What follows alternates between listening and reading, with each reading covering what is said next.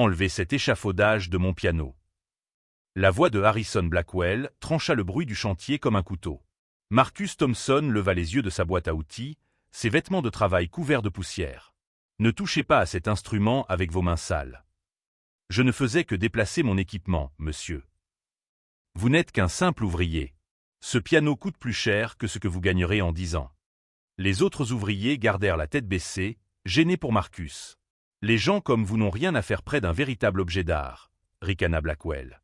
Ce que Blackwell ignorait, c'est que ses mains sales détenaient un don qui allait tout changer. Avant de plonger dans le chapitre 1, laissez un commentaire ci-dessous et dites-nous d'où vous nous regardez.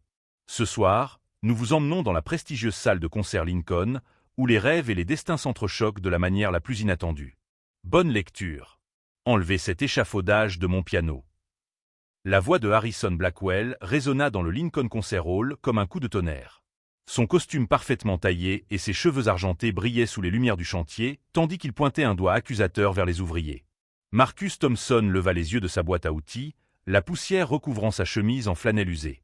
À 45 ans, ses mains racontaient l'histoire de décennies passées à construire les rêves des autres. Calleuses, marquées de cicatrices, mais étonnamment douces quand il le fallait. « Désolé, monsieur Blackwell, dit Marcus doucement, en éloignant son équipement du magnifique piano à queue Steinway. Je dois juste finir les finitions du mur. » Les yeux bleus et froids de Blackwell examinèrent Marcus avec un mépris évident. Cette rénovation coûte 3 millions de dollars. Chaque surface, chaque détail doit être parfait pour notre gala de réouverture. Je ne tolérerai pas que des ouvriers traitent cet endroit comme un chantier de construction. Les autres ouvriers gardèrent la tête baissée, mais Marcus ressentit la douleur familière d'être considéré comme une simple paire de mains rugueuses. Il travaillait sur ces rénovations depuis 6 mois, et Blackwell ne manquait jamais une occasion de rappeler à chacun sa place dans son monde. Alors que Blackwell s'éloignait en trombe, Marcus retourna à son travail. Mais quelque chose le fit s'arrêter. De la salle de répétition lui parvenait le son des musiciens accordant leurs instruments, et par-dessus tout, les notes riches et profondes du piano. Il retint son souffle. Ces sons le transportèrent instantanément dans son enfance, assis devant le vieux piano droit de sa mère dans leur appartement exigu, appuyant sur les touches jaunies qui tenaient à peine la note. Sa mère Elisabeth ne lui avait jamais expliqué pourquoi elle gardait ce piano abîmé. Elle se contentait de sourire tristement chaque fois qu'il jouait. « Thompson, arrête de rêvasser et remets-toi au travail. » La voix de Blackwell le ramena à la réalité. Mais alors que Marcus reprenait son marteau, il ne pouvait s'empêcher de penser que cet endroit, cette musique, faisait écho à quelque chose au plus profond de lui. Le Steinway était là, sous sa housse de protection, tel un géant endormi attendant de se réveiller. Et Marcus ne pouvait pas savoir que dans quelques jours, tout allait changer à jamais. Les ouvriers étaient rentrés chez eux depuis des heures. Marcus était resté pour finir de nettoyer les débris laissés par la journée de travail. La salle de concert Lincoln semblait différente la nuit, vide et silencieuse, mais étrangement vivante. Il poussa son chariot sur la scène, ramassant les matériaux restants. La housse de protection du piano s'était détachée d'un côté pendant les travaux sur les murs. Une petite partie des touches noires et blanches était visible en dessous. Marcus s'arrêta de marcher.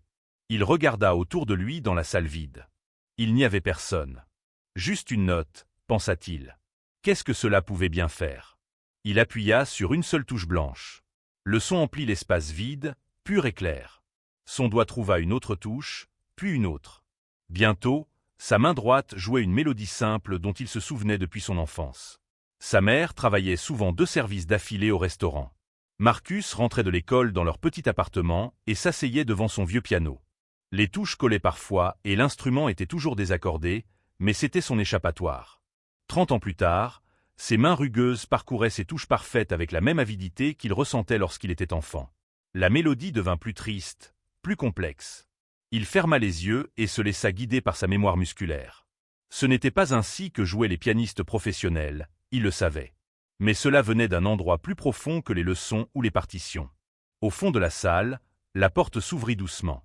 Sarah Mitchell se glissa à l'intérieur. Elle avait laissé ses partitions de violon sur le piano de la salle de répétition et en avait besoin pour la répétition du lendemain. Mais elle se figea lorsqu'elle entendit la musique. Quelqu'un jouait sur le Steinway. Le son était différent. Pas aussi raffiné que celui des musiciens qu'elle connaissait, mais il avait quelque chose qui leur manquait souvent. Du cœur. Elle resta près de la porte, à écouter. La technique du pianiste était approximative, mais il y avait une douleur dans ses notes qui lui serrait la poitrine. Qui était-ce?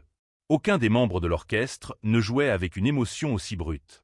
Marcus termina le morceau et resta assis en silence pendant un moment. Puis la réalité le frappa. Il remit rapidement le couvercle sur les touches et attrapa son chariot de nettoyage. Sarah se cacha derrière un pilier, tandis que l'ouvrier passait en courant. Elle aperçut son visage. C'était le même ouvrier qu'elle avait vu se disputer avec Blackwell plus tôt.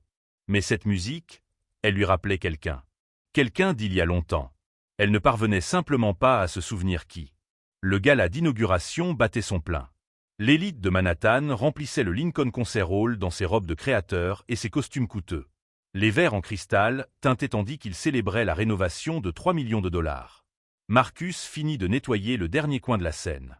Il aurait dû partir 1 heure plus tôt, mais les heures supplémentaires lui permettraient d'acheter les fournitures scolaires d'Emma. À 15 ans, sa fille grandissait si vite qu'il avait du mal à suivre ses besoins. Harrison Blackwell se tenait au podium, sa voix résonnant dans toute la salle.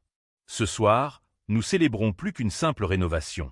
Nous célébrons la préservation des traditions musicales pures. Cette salle restera un sanctuaire pour le véritable art, préservé de la banalisation moderne de la musique classique. La foule applaudit. Marcus rassembla ses produits de nettoyage, mais quelque chose le fit s'arrêter. Le piano était désormais découvert, sa surface noire brillant sous les lumières. Il ne put s'en empêcher. Ses pieds le portèrent vers l'instrument. « Que faites-vous » La voix aiguë de Blackwell coupa le brouhaha de la foule. Toutes les conversations s'arrêtèrent. Tous les regards se tournèrent vers Marcus, debout à côté du piano dans ses vêtements de travail. « Je voulais juste. Je suis désolé, monsieur. Ne touchez pas à mon piano. » Le visage de Blackwell devint rouge. « Vous n'êtes qu'un simple ouvrier. Cet instrument vaut plus que ce que vous gagnerez en 10 ans. » Le silence était pesant. Marcus sentait des centaines de regards critiques le transpercer. Ses mains tremblaient. Il aurait dû s'éloigner. Il aurait dû s'excuser et partir. Au lieu de cela, il s'assit sur le banc du piano. « Je t'ai dit de ne pas y toucher. » Mais Marcus appuyait déjà sur les touches. Les premières notes furent approximatives, hésitantes. Puis quelque chose changea. Il ferma les yeux et ses mains trouvèrent leur rythme. La musique qui s'écoulait n'était pas parfaite.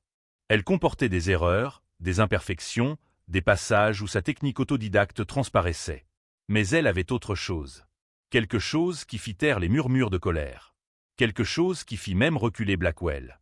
La mélodie racontait une histoire de perte, de rêves différés, d'un homme qui travaillait de ses mains mais rêvait avec son cœur. Elle parlait d'une fille qu'il aimait, d'une femme qui lui manquait et d'une musique qui vivait dans son âme malgré tout. Lorsque la dernière note s'évanouit, la salle resta silencieuse. Puis, au fond de la pièce, un seul halètement se fit entendre. Le verre de vin de Victoria Hartwell glissa de ses doigts et se brisa sur le sol en marbre. La femme de 70 ans resta figée au fond de la salle, le visage blanc comme un linge. Autour d'elle, les autres invités regardaient Marcus avec confusion et surprise, mais Victoria semblait avoir vu un fantôme. « Mon Dieu !» murmura-t-elle. Cette mélodie, ces phrases. Son défunt mari, Michael Hartwell, avait été le pianiste le plus célèbre de New York dans les années 1980 et au début des années 1990. Mais en 1995, un scandale l'avait détruit. Les journaux avaient annoncé qu'il avait une liaison avec une femme mariée. Un jour, il se produisait au Carnegie Hall, le lendemain, il avait disparu. Sans laisser de traces. Victoria avait gardé ses compositions secrètes pendant 30 ans. Mais ce qu'elle venait d'entendre, ces phrases musicales exactes, cette façon particulière de relier les notes, c'était impossible. « Michael jouait comme ça », dit-elle à la femme à côté d'elle. Mais Michael n'est plus là. Au piano, Marcus ouvrit les yeux. La foule le regardait en silence. Certains visages exprimaient de la colère, d'autres de la curiosité. Mais Harrison Blackwell avait l'air terrifié. Blackwell savait exactement ce que Victoria pensait. Il avait été l'élève de Michael au début des années 1980, désireux d'apprendre auprès du maître. Mais Michael l'avait rejeté au bout de 6 mois. « Tu as des compétences techniques, » lui avait-il dit froidement, « mais tu n'as pas d'âme. Trouve un autre professeur. » Ces mots avaient hanté Blackwell pendant des décennies. Il avait bâti sa carrière en essayant de prouver que Michael avait tort. Et maintenant, en regardant cet inconnu jouer exactement comme Michael, toutes ses vieilles blessures se sont rouvertes. « Sécurité !» cria Blackwell. « Faites sortir cet homme immédiatement. » Mais Victoria se frayait déjà un chemin à travers la foule. Elle ne quittait pas Marcus des yeux, tandis qu'elle se dirigeait vers le piano. « Jeune homme, dit-elle d'une voix tremblante, où avez-vous appris à jouer ainsi? Marcus se leva du banc, déconcerté par son intensité. J'ai appris tout seul, madame. Je joue depuis que je suis enfant. Comment vous appelez-vous? Marcus Thompson. Victoria examina ses traits, ses cheveux foncés, sa mâchoire carrée, la façon dont il tenait ses mains. Après 40 ans de mariage avec Michael, elle connaissait ses expressions, ses gestes. Et elle les retrouvait maintenant, 30 ans plus tard, sur le visage d'un inconnu. 3 jours plus tard, la vie de Marcus bascula. Sarah Mitchell avait filmé sa performance avec son téléphone. La vidéo devint virale du jour au lendemain. Un ouvrier du bâtiment joue comme le célèbre pianiste décédé. En quelques heures, elle fut visionnée des millions de fois. Marcus était assis dans son petit appartement, les yeux rivés sur son téléphone, tandis que les commentaires affluaient. La plupart des gens étaient émerveillés par son talent. Mais d'autres posaient des questions plus difficiles. Où a-t-il appris cela? Pourquoi joue-t-il exactement comme Michael Hartwell? C'est impossible. Sa mère Elizabeth était assise en face de lui à la table de la cuisine. À 72 ans, elle paraissait plus âgée que son âge. Ses mains tremblaient tandis qu'elle versait le café. « Maman, » dit Marcus doucement, « les gens posent des questions auxquelles je ne peux pas répondre. Ils veulent en savoir plus sur mon père. » Elizabeth avait évité cette conversation pendant 45 ans. Elle posa la cafetière et regarda son fils, les larmes aux yeux. « Je dois te dire quelque chose, » murmura-t-elle. « Ton père était Michael Hartwell. » Ces mots frappèrent Marcus comme un coup physique. « Quoi? Nous avons eu une liaison en 1978. Je travaillais dans un restaurant près de son appartement. Il venait tous les mardis après ses cours. Nous sommes tombés amoureux. » Sa voix se brisa. « Mais il était marié. Célèbre. Quand je suis tombée enceinte de toi, tout a changé. » Marcus fixa sa mère du regard. « Tu me dis que Michael Hartwell était mon père? Il avait promis de quitter sa femme. Il disait qu'il prendrait soin de nous. Quand tu es né, il était si fier. Il t'a acheté ce vieux piano, disant qu'il voulait que son fils apprenne la musique. » Marcus regarda le piano droit abîmé dans le coin du salon. Le même piano sur lequel il s'était exercé pendant 30 ans. « Mais il n'a jamais quitté sa femme, » continua Elizabeth. « Le scandale a éclaté quand tu avais 16 ans. Il a préféré disparaître plutôt que d'y faire face. Je pense qu'il nous protégeait aussi. » Emma fit irruption par la porte d'entrée, de retour de l'école. « Papa, les enfants à l'école disent que tu es apparenté à un célèbre défunt.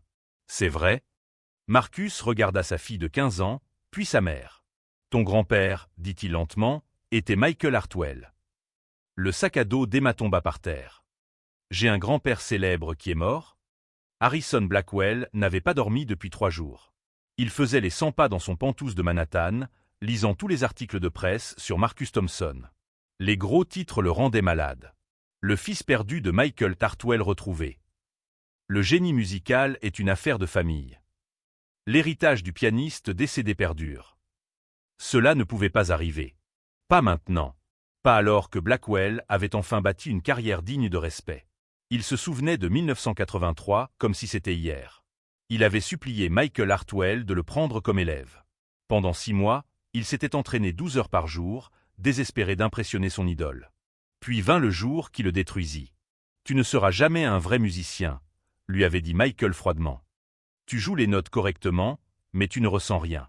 Trouve-toi une autre carrière. » Ces mots avaient brûlé la poitrine de Blackwell pendant 40 ans. Chaque représentation, chaque récompense, chaque ovation debout avait été sa façon de prouver à Michael qu'il avait tort. Et maintenant, le fils bâtard de Michael débarquait, jouant avec un talent naturel, récoltant les éloges que Blackwell avait mis des décennies à gagner. Non. Il fallait que cela cesse. Blackwell prit son téléphone et commença à passer des appels. « Richard? C'est Harrison. J'ai besoin que tu écrives quelque chose pour moi. » « Oui, à propos de cet ouvrier du bâtiment. Et si je te disais que tout cela pourrait être faux ?» L'appel suivant fut destiné au docteur Patricia Wong, une critique musicale qui lui devait des faveurs. « Patricia, ma chérie, as-tu vu ces absurdités de Marcus Thompson? Ne trouves-tu pas suspect qu'il apparaisse soudainement avec ce talent? Peut-être devrions-nous nous demander s'il est vraiment le fils de Michael. » À l'aube, Blackwell avait contacté 12 personnes influentes dans le monde de la musique. Des journalistes, des critiques, des membres du conseil d'administration de grandes salles de concert. Il sema le doute chez chacun d'entre eux. N'est-ce pas pratique qu'il apparaisse juste au moment de la réouverture du Lincoln Hall? Comment savoir si ces tests ADN sont authentiques? Et si tout cela n'était qu'un coup de pub élaboré? En quelques heures, les premiers articles négatifs apparurent en ligne. Le téléphone de Marcus n'arrêtait pas de sonner. Les journalistes lui posaient des questions hostiles. Les critiques exigeaient des preuves de sa filiation. L'entreprise de construction l'a licencié cet après-midi-là. Trop de drame, a déclaré son patron. Nous ne pouvons pas avoir des caméras qui suivent nos employés. Blackwell a souri en lisant les nouvelles. La première phase était terminée. 2 semaines plus tard, l'invitation est arrivée dans la boîte aux lettres de Marcus. Le Lincoln Concert Hall est fier d'annoncer le grand concours ouvert, lut-il à haute voix à Emma. Nous invitons les musiciens talentueux de tous horizons à concourir pour remporter un contrat d'enregistrement et 50 000 $. Emma leva les yeux de ses devoirs. Papa, on dirait un piège. Que veux-tu dire? Réfléchis. Blackwell te déteste. Il t'a fait licencier. Et maintenant, tout à coup, il t'offre une chance de gagner de l'argent? C'est évident. Marcus fixait l'invitation. Son compte épargne affichait 37 $. Le loyer était dû dans 5 jours. Aucune entreprise de construction ne voulait l'embaucher parce que des journalistes se présentaient sans cesse sur les chantiers. J'ai besoin de cet argent, et M. Nous avons besoin de cet argent. Mais si c'est truqué contre toi? Marcus s'était posé la même question. Mais il savait aussi qu'il n'avait pas le choix. Emma avait besoin de nourriture, de vêtements, de fournitures scolaires. Ils étaient sur le point de perdre leur appartement. Je dois essayer. Le lendemain matin, Marcus appela le numéro indiqué sur l'invitation. Une secrétaire lui dit de venir pour un entretien avec le comité du concours. Au Lincoln Hall, Blackwell l'accueillit avec un sourire hypocrite. Marcus, je suis ravi que vous soyez intéressé. Ce concours sera tout à fait équitable. 5 pianistes professionnels feront partie du jury. Des instruments de qualité supérieure pour tout le monde. Mais Marcus remarqua la façon dont les yeux de Blackwell se dérobèrent lorsqu'il parla des instruments. Quand a lieu le concours? Vendredi prochain. En prime time. Nous le diffuserons en direct sur Channel 7. Considérez cela comme une chance de vous prouver à toute la ville. Marcus signa les papiers, mais les paroles d'Emma résonnaient dans sa tête. Cela ne lui semblait pas juste. Ce soir-là, une enveloppe fut glissée sous la porte de son appartement. Elle contenait une seule note dactylographiée. Abandonne le concours ou nous enquêterons sur tes vrais parents. Certains secrets ne doivent pas être révélés. Marcus froissa la note dans son poing. Il était désormais certain qu'il s'agissait d'un piège. Mais il savait aussi qu'il n'avait pas d'autre choix que de s'y engager. Vendredi soir. La salle de concert Lincoln était pleine à craquer. 5 pianistes professionnels se produisirent en premier. Chacun joua à la perfection sur le piano à queue Steinway principal. Le public applaudit poliment après chaque prestation. Puis vint le tour de Marcus. Il monta sur scène vêtu d'un costume emprunté qui ne lui allait pas tout à fait. Le public murmura lorsqu'il s'assit au piano qui lui avait été attribué, un modèle ancien poussé sur le côté de la scène. Marcus appuya sur la première touche et comprit immédiatement ce que Blackwell avait fait. Plusieurs touches étaient légèrement désaccordées. Les pédales étaient raides et lentes à répondre. Ce piano n'avait pas été correctement entretenu depuis des mois. Il regarda le public, puis Blackwell, assis au premier rang avec un sourire suffisant. Emma était au 3e rang et lui faisait un signe d'encouragement. Marcus ferma les yeux et commença à jouer. Au lieu de lutter contre les problèmes du piano, il travailla avec eux. Lorsqu'une touche sonnait faux, il modifiait la note suivante pour l'harmoniser. Lorsque les pédales répondaient lentement, il utilisait ce retard pour créer de nouveaux rythmes. Il joua une chanson qu'il avait écrite lui-même, une pièce sur le fait de travailler avec des mains rugueuses mais de rêver avec un cœur doux. Sur le fait de perdre une femme trop jeune et d'élever une fille seule. Sur le fait de découvrir que l'on vient d'une grande lignée mais qu'il faut encore faire ses preuves chaque jour. La musique n'était pas techniquement parfaite. Un pianiste expérimenté aurait entendu les erreurs, les imperfections, la technique autodidacte. Mais elle était honnête. Elle était authentique. Elle venait d'un endroit plus profond que les leçons ou les partitions. Quand il eut terminé, la salle était complètement silencieuse. Puis quelqu'un dans la dernière rangée se mit à applaudir. Puis une autre personne. Puis une autre. En quelques secondes, tout le public était debout. Les 5 juges se regardèrent, mal à l'aise. Ils avaient été payés pour voter contre Marcus, mais comment pouvaient-ils contester une ovation debout? Le visage de Blackwell devint rouge de colère. Son piège parfait s'était retourné contre lui. Lorsque les applaudissements se calmèrent, Victoria Hartwell se leva de son siège. La vieille femme marcha lentement vers la scène, portant une grande enveloppe en papier kraft. Ses yeux étaient remplis de larmes, mais sa voix était forte lorsqu'elle atteignit le micro. « Mesdames et messieurs, j'ai quelque chose à vous montrer. » Elle ouvrit l'enveloppe et en sortit une vieille photo. Elle la brandit pour que les caméras puissent la voir. « Voici mon mari, Michael Hartwell, en 1979, tenant dans ses bras un bébé de 6 mois. Ce bébé, c'est Marcus Thompson. » Le public retint son souffle.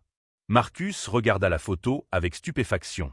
Il ne l'avait jamais vue auparavant. « Michael m'a montré cette photo avec fierté, » poursuivit Victoria. « Il m'a dit qu'il avait un fils. Un fils qu'il aimait, mais qu'il ne pouvait pas reconnaître publiquement à cause du scandale que cela aurait provoqué. » Elle sortit d'autres photos. Michael apprenant à un enfant en bas âge à jouer du piano. Michael poussant un jeune garçon sur une balançoire. Michael achetant des jouets à Noël. Il leur rendait visite en secret depuis des années. Il avait acheté ce vieux piano sur lequel Marcus avait appris à jouer. Il laissait de l'argent à Elizabeth quand il le pouvait. Marcus sentit ses genoux fléchir. Son père avait été là. Il s'était soucié de lui. Il avait essayé. « Mais ce n'est pas tout, » dit Victoria. Elle sortit une pile de lettres attachées par un ruban. Ce sont des lettres que Michael a écrites mais jamais envoyées. Des lettres à son fils. Elle défit le ruban et lut la première lettre. « Mon cher Marcus, je te regarde parfois jouer du piano à travers la fenêtre. Tu as mes mains, mon oreille musicale. Je suis désolé de ne pas pouvoir être le père que tu mérites. Mais un jour, quand le monde sera prêt, je dirai à tout le monde à quel point je suis fier de toi. » La salle était plongée dans un silence de mort, à l'exception des pleurs des personnes présentes. Victoria regarda Marcus droit dans les yeux. « Ton père ne t'a pas abandonné par choix. Il te protégeait du scandale qui a détruit sa carrière. Mais il n'a jamais cessé de t'aimer. » Harrison Blackwell se leva avec colère. « Cela ne prouve rien. N'importe qui peut falsifier de vieilles photos et de vieilles lettres. » Mais sa voix tremblait à présent. Car Victoria n'avait pas fini. Victoria plongea une nouvelle fois la main dans l'enveloppe et en sortit une lettre scellée sur laquelle était écrit le nom de Marcus de la main de Michael. « Il t'a laissé ça, » dit-elle en la tendant à Marcus d'une main tremblante. Marcus l'ouvrit avec des doigts tremblants.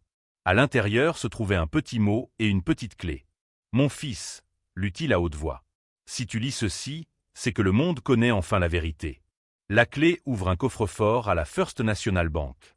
Coffre 247. Tout ce que tu dois savoir sur notre famille se trouve à l'intérieur. Je suis désolé de ne pas avoir pu être là pour t'apprendre correctement, mais je vois que tu as appris quand même. Ta mère a eu raison de te protéger de mes erreurs. Je t'aime, papa. » Le public pleurait ouvertement.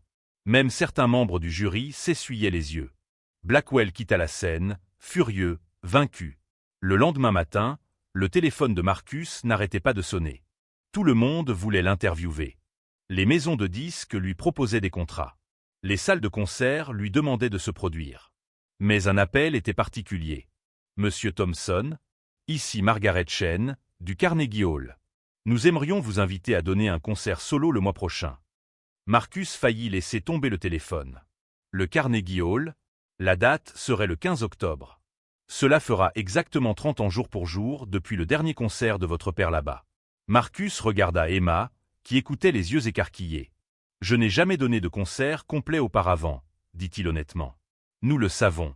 Mais après vous avoir vu transformer ce piano cassé en magie, nous pensons que vous êtes prêt. Qu'en dites-vous » Marcus pensa à son père, à toutes ces années d'amour secret et de fierté cachée, à la musique qui coulait dans ses veines, qu'il la comprenne ou non. « Oui, » dit-il. « Je vais le faire. » Emma bondit et le serra dans ses bras. « Papa, tu vas jouer au Carnegie Hall. » Mais lorsque Marcus raccrocha le téléphone, il sentit un frisson le parcourir. Blackwell n'abandonnerait pas si facilement. Harrison Blackwell n'en avait pas fini. Au contraire, le succès de Marcus le rendait encore plus dangereux. Cette fois-ci, il n'attaquerait pas directement. Cette fois-ci, il serait malin.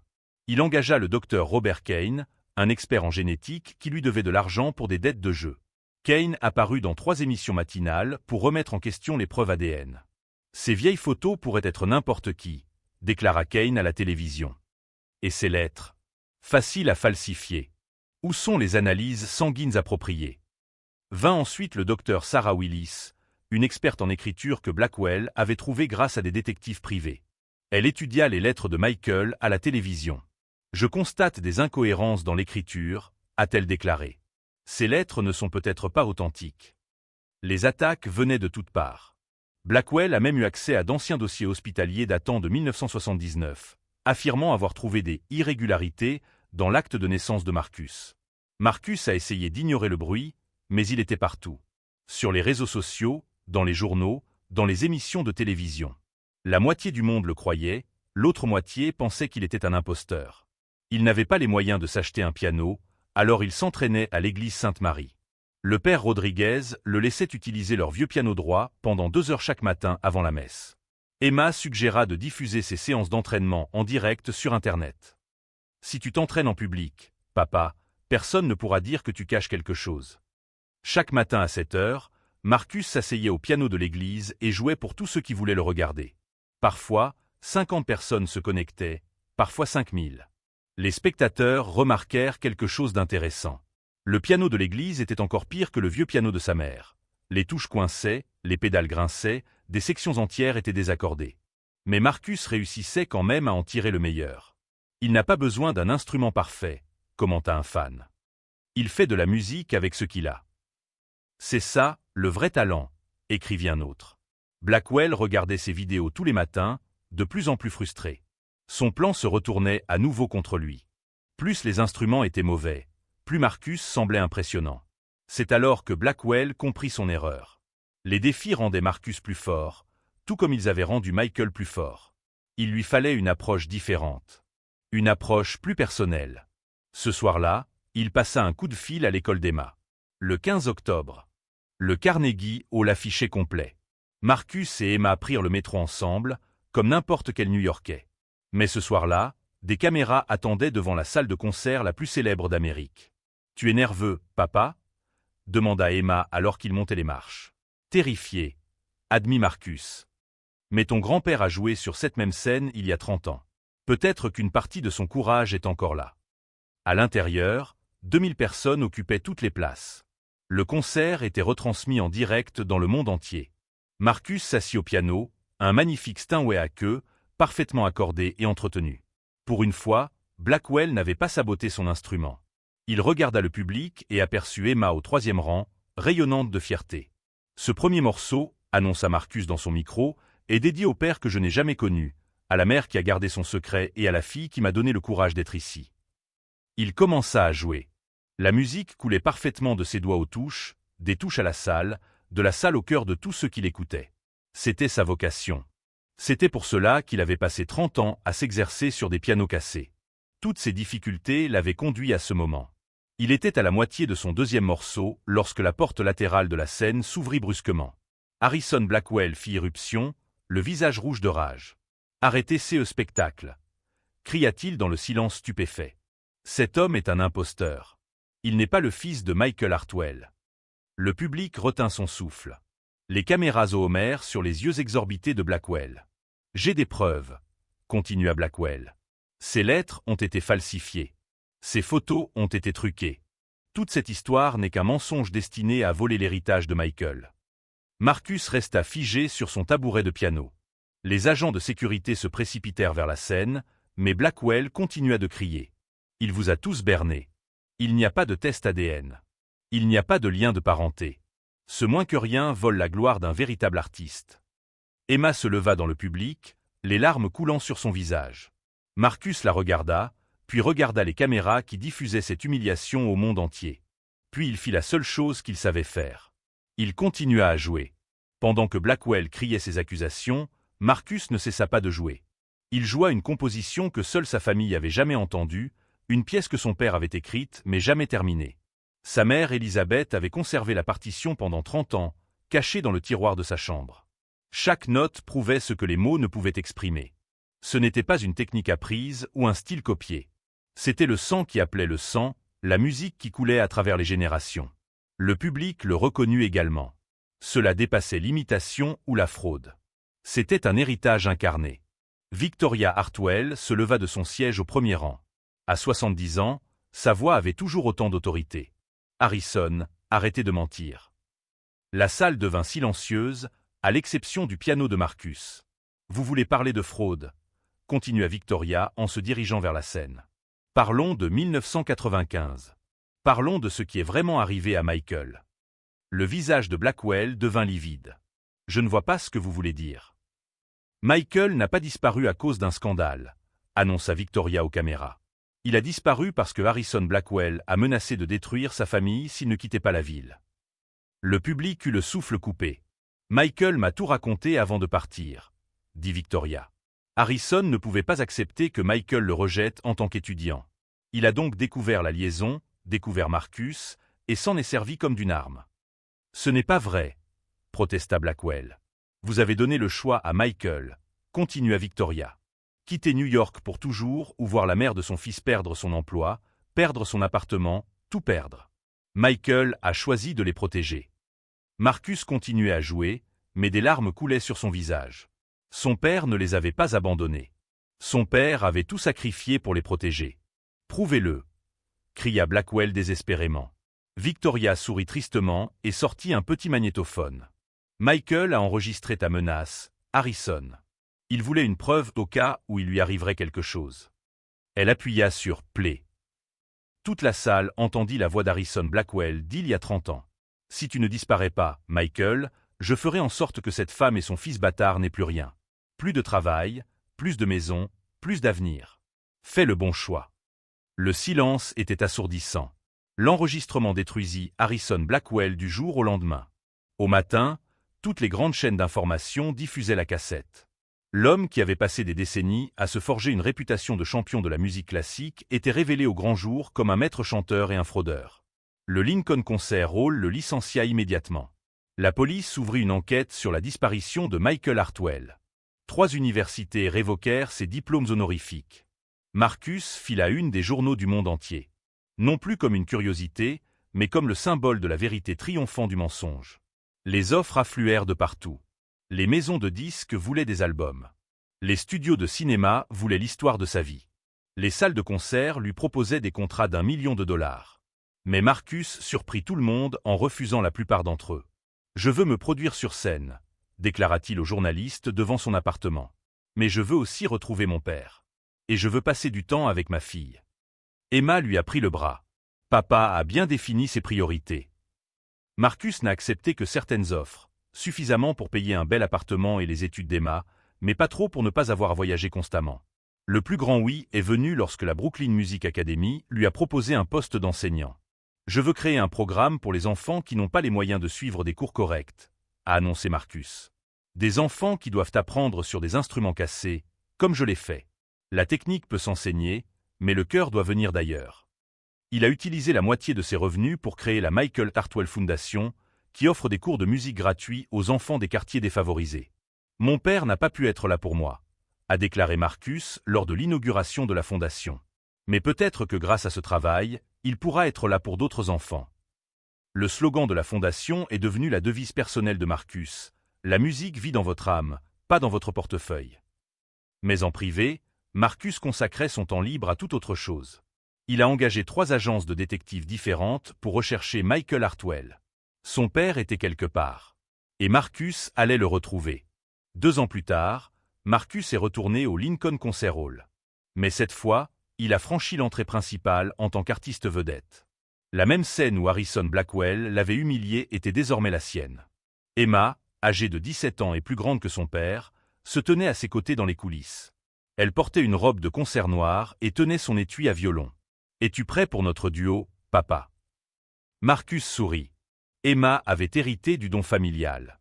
Son jeu de violon était brut mais magnifique, tout comme l'avait été son piano à ses débuts. « Je suis prêt si tu le es, ma chérie. » Avant qu'il ne monte sur scène, un machiniste tendit une enveloppe à Marcus. « Quelqu'un a laissé ça pour vous, monsieur. Il n'y a pas d'adresse de retour. » Marcus l'ouvrit avec curiosité. À l'intérieur se trouvait une note manuscrite. « Mon cher fils, j'ai regardé ton concert au Carnegie Hall à la télévision. J'ai pleuré de fierté. Tu es devenu l'homme que j'ai toujours su que tu pouvais être. Je suis désolé de ne toujours pas pouvoir rentrer à la maison, il y a des raisons que tu ne comprends pas encore. Mais un jour, quand ce sera sans danger, je t'expliquerai tout. Continue à jouer. Continue à être le père que je n'ai pas pu être. Je t'aime pour toujours, papa. Les mains de Marcus tremblaient tandis qu'il lisait ces mots. Son père était vivant. Quelque part, Michael Hartwell était toujours en vie. Il plia soigneusement la lettre et la glissa dans la poche de sa veste. « Qu'est-ce que c'était, papa ?»« Juste une lettre d'un fan, » répondit Marcus, qui n'était pas encore prêt à partager cet espoir. Ils montèrent ensemble sur scène. Le public se leva avant même qu'il n'ait joué la moindre note. Marcus s'assit au même piano où son cauchemar avait commencé. Emma se tenait à côté de lui, son violon prêt. Ce morceau s'intitule Unfinished Business, une affaire inachevée, annonça Marcus au public. Il est dédié à la famille. Ceux que nous connaissons, ceux que nous avons perdus et ceux que nous espérons encore retrouver. La musique emplit la salle d'un mélange de joie et de tristesse. Le père et la fille jouèrent à l'unisson, leur mélodie racontant des histoires d'amour qui perdurent même lorsqu'ils sont séparés par le temps et la distance. Alors que les dernières notes s'évanouissaient, Marcus regarda le public plongé dans l'obscurité, au-delà des lumières de la scène. Quelque part dans cette obscurité, son père était-il en train d'écouter ?